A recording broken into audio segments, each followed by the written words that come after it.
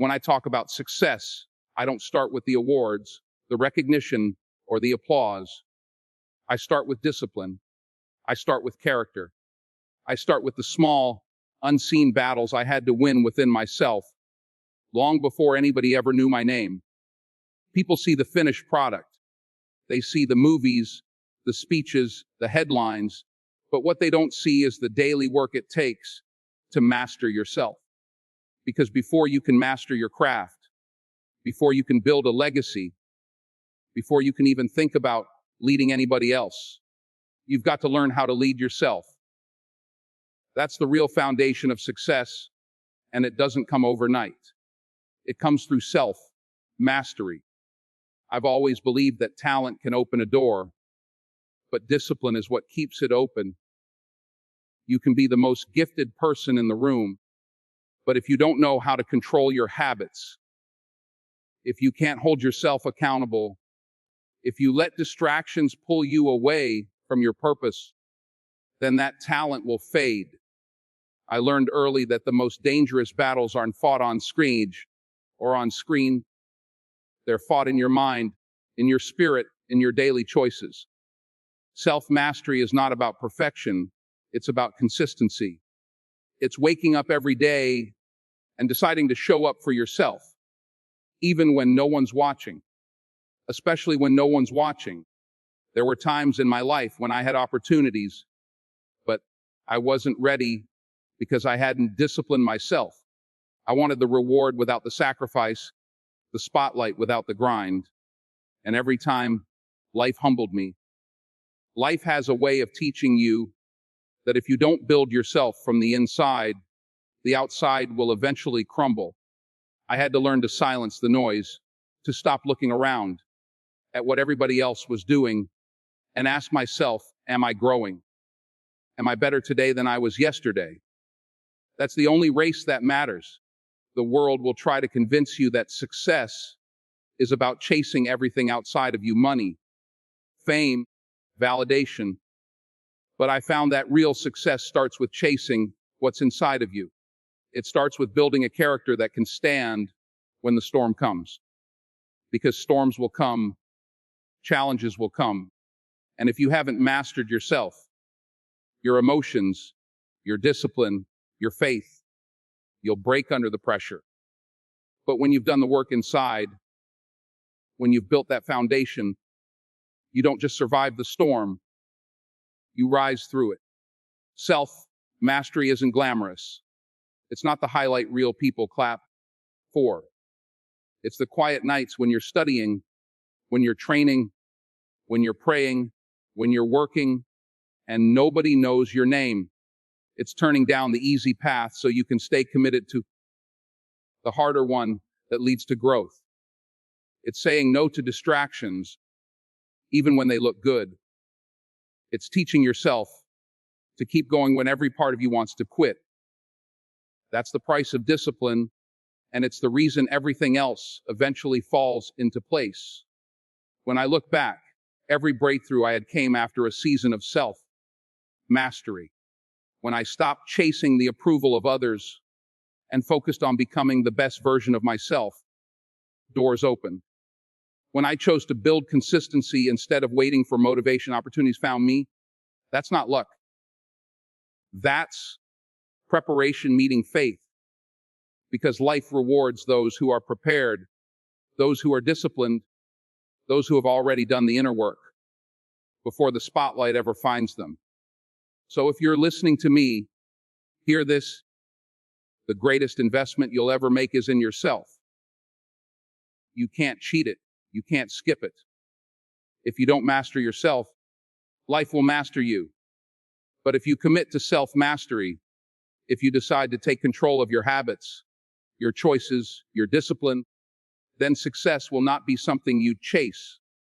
It will be something you attract.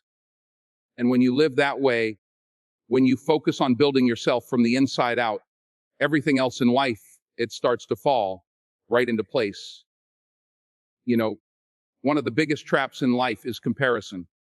We spend so much time looking left, looking right, trying to measure ourselves against the next person, that we forget to look straight ahead. I had to learn that lesson myself. When I was coming up in this business, I saw a lot of people doing great things. People my age, people younger, people who seemed like they had it all together. And it's easy to get caught up in that. It's easy to say, man, I'm not where they are.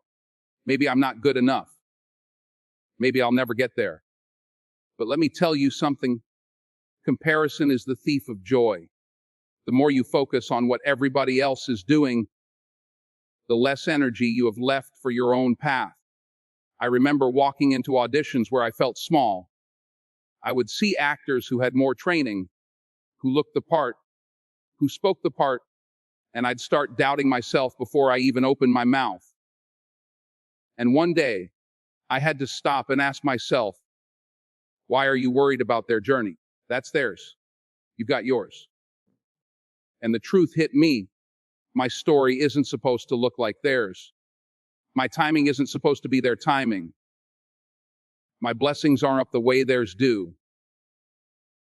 Once I started focusing on my lane, I stopped worrying about being behind or being overlooked, because the only competition I really had was with the man I was yesterday. See, you can't run your race if you keep looking at someone else's track. You'll trip every time. You'll miss your steps. And life is like that. When you're so busy trying to measure up, you lose sight of what makes you unique. You lose sight of the gifts God put inside of you. There's a reason He gave you your face, your voice, your talents, your flaws even. They all make you who you are.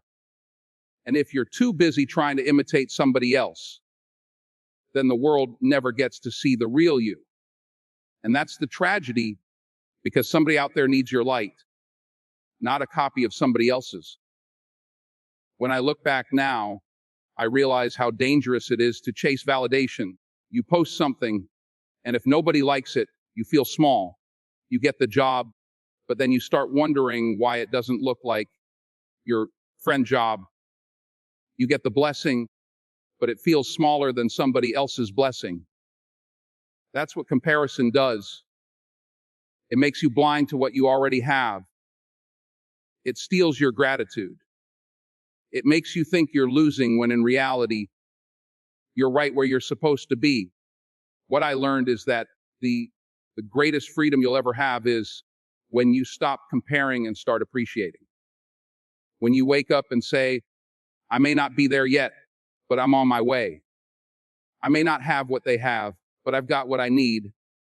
I may not be perfect, but I'm better than I was yesterday. That kind of mindset changes everything. It gives you peace. It gives you power.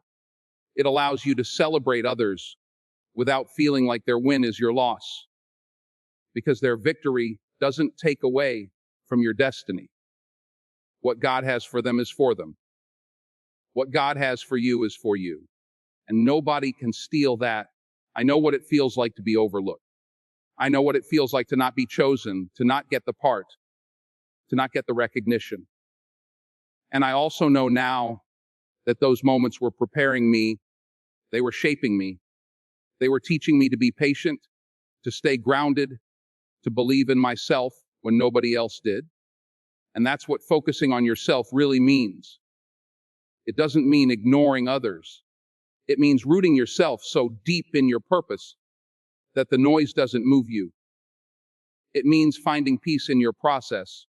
It means being grateful for the season you're in, even if it doesn't look like the season somebody else is in.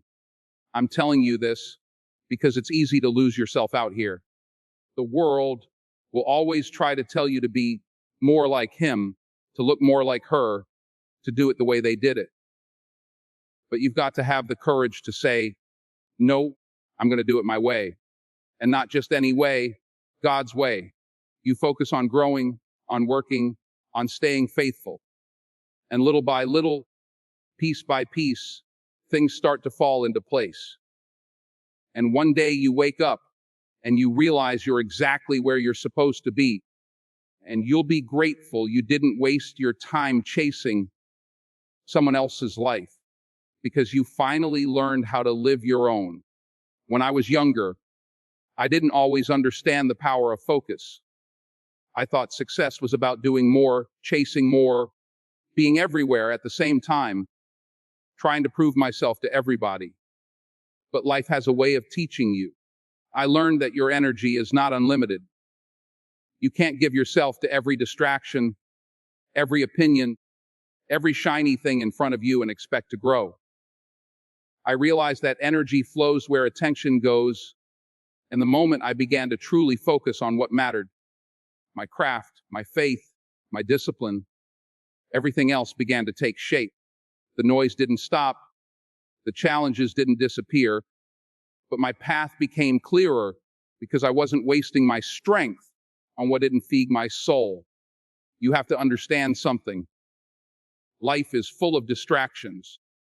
There will always be people telling you what you should be, what you can't do, what lane you should stay in. There will always be temptations pulling you away from your goals, habits that drain you instead of building you. But the truth is, whatever you choose to feed, that's what grows. If you keep feeding your doubts, your fears, your excuses, then that's what becomes stronger. But if you feed your faith, your dream, that's what takes root and flourishes. I learned to stop watering weeds in my life and start watering the seeds I wanted to see grow. There were days when I was tired, when nothing seemed to be working, when the world seemed louder than my own inner voice. But that's when I reminded myself, stay focused. Even when the results don't show up immediately, stay focused.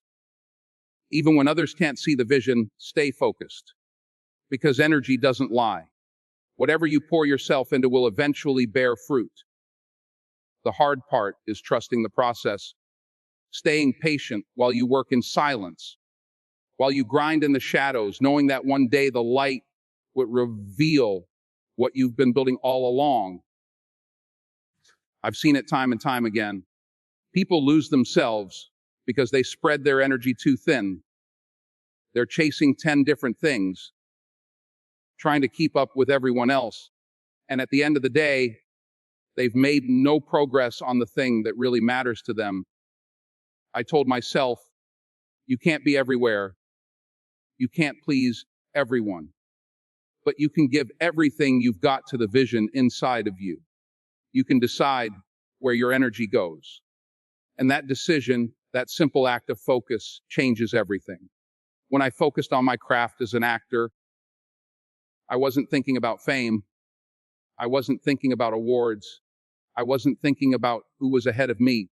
I was thinking about how I could sharpen my skills, how I could give more truth to the role, how I could respect the gift that God had given me. And when I poured my energy there, the doors began to open. People think the results come first, but they don't. The focus comes first. The discipline comes first. The results are the reward for the energy you invested long before anyone was watching. It's the same in every area of life. If you focus on negativity, your life becomes heavy. If you focus on gratitude, your life becomes abundant. If you focus on excuses, you'll always find reasons to stay stuck. But if you focus on solutions, on progress, on becoming better, you'll always find a way forward. It's not magic. It's not luck. It's the law of energy. What you give your attention to shapes your reality. So I tell people all the time, guard your energy like your life depends on it, because it does. Don't waste it on arguments that don't matter. Don't waste it on proving your worth to people who can't see your value. Don't waste it on fear of failing. Put it where it counts, on yourself, on your dream, on your growth, on your purpose. That's where your power is. That's where your future is. I'm standing here today because I learned that lesson.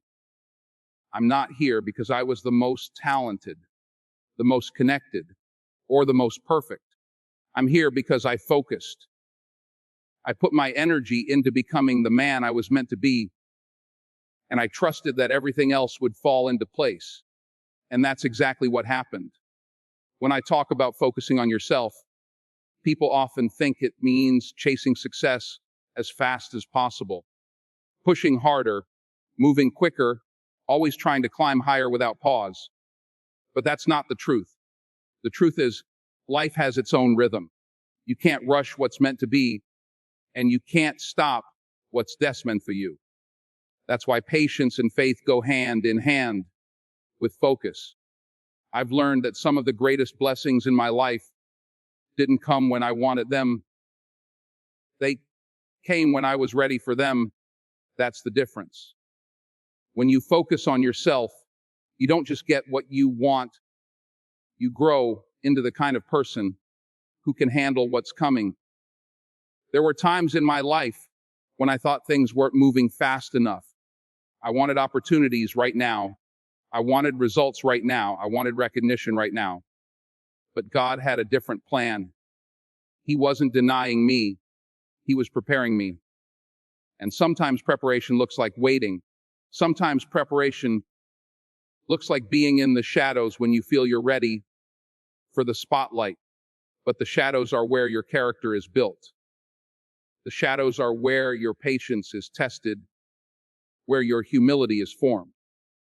If you can be faithful when nobody's watching, you'll be strong enough when everybody's watching. I had to learn that not everything I prayed for would show up on my timeline. Some things take years. Some things take decades. And in that waiting season, you either get bitter or you get better. You either complain about the pace, or you trust that what's meant for you is already on its way. And when you trust, you stop comparing.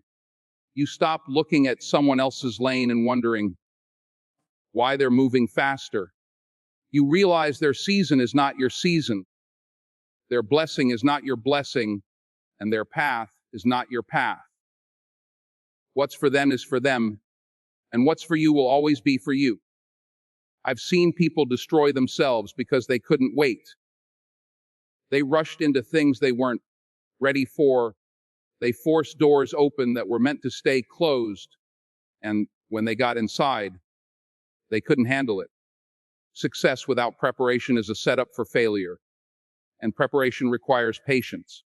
That's why I say faith is not just believing that things will happen, it's trusting the timing. It's knowing that even the detours, even the delays, even the disappointments are shaping you for something greater. When you focus on yourself with patience, you start to see growth in the little things. You begin to notice how much stronger you become, how much wiser, how much calmer. You're no longer moved by every storm because you've stood in the rain long enough to know that the sun always comes back. You're no longer shaken by every no because you understand that no is just making space for the right yes. Life stops being about forcing and becomes about flowing. You move with purpose, not pressure. There's a peace that comes with patience. When you truly trust the process, you stop living anxious. You start walking with a quiet confidence, knowing that your time is coming. People may doubt you. They may overlook you. They may even laugh at you. But none of that matters because you know who you are and where you're going. That's the power of faith.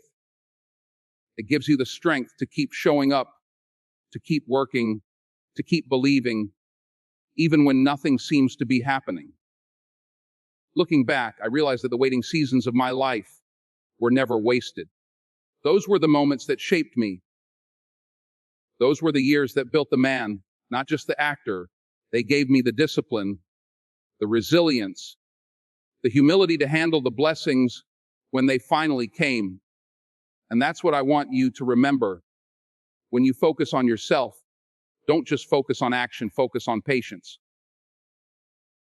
Don't just focus on building fast, focus on building strong. Because strong foundations take time, and anything worth having takes patience. So, if you're in a season where it feels like nothing is moving, don't lose heart. Keep your focus on yourself. Keep your faith in God and trust the timing. Because when the right moment comes, and it will come. You'll be ready. And when you're ready, everything will fall into place. When I say you are your greatest investment, I'm not talking about money. I'm not talking about material things. I'm talking about the time, the energy, the discipline, the faith you pour into yourself every single day. Because the truth is, you can lose a job, you can lose a house, you can lose friends, but what you've built inside of you, that can't be taken away. That becomes the foundation of who you are and what you carry everywhere you go. When you make yourself the priority, when you decide that your mind, your body, and your spirit are worth the effort, life has a way of rewarding you with more than you ever thought possible. I've seen it in my own life. Early on, I didn't have everything figured out. I didn't always know the direction, but I made a choice to invest in myself. I studied my craft. I trained my voice. I learned discipline. I prayed. I stayed consistent. And let me tell you, doors didn't open overnight, but because I was preparing myself, when they did open, I was ready to walk through them. That's what people don't always understand. Preparation is a form of investment. Every late night spent working, every early morning you get up when no one else is watching, every small decision to say no to distractions and yes to your goals, those are deposits into your future. When you look at successful people, you'll notice one thing. They never stop investing in themselves. They read, learn, they evolve, they take care of their bodies, they protect their minds. Because they know if they fall apart inside, it doesn't matter how much they have outside. And sometimes we get it backwards. We chase the title, the car, the applause, the validation, thinking those things will make us complete. But the truth is, when you build yourself, those things naturally find their way to you. It's not the car or the title that makes the person.